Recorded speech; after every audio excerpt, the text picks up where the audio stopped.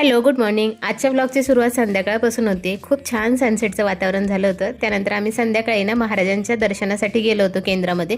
तिथं खूप छान स्वच्छता आणि शिस्तबद्ध केंद्र आहे आमचं. त्यातल्या त्यात तिथं इतकं छान सजावट केलेली आहे. आता ही सजावट कशासाठी तर महाराजांची पुण्यतिथी आहे ना, त्याच्यामुळे पारायण सोहळा आहे सप्तदिवशीय.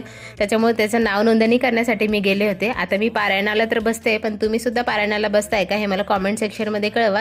त्यानंतर तिकून आल्याच्यानंतर दक्षिचा असं छान त्याच्या बाबांसोबत मस्ती करणं चालू होतं.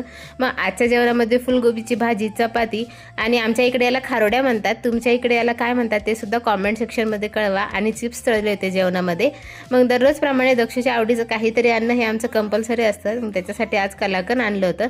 असा होता आमचा आजचा दिवस. व्हिडिओ कसा वाटला, आवडला असेल तर लाईक शेअर सबस्क्राईब नक्की करा. भेटूया अशाच एका नवीन व्हिडिओमध्ये. तोपर्यंत बाय. आणि पारायणाला बसताय का हे सुद्धा मला कॉमेंट सेक्शनमध्ये नक्की कळवा. हां.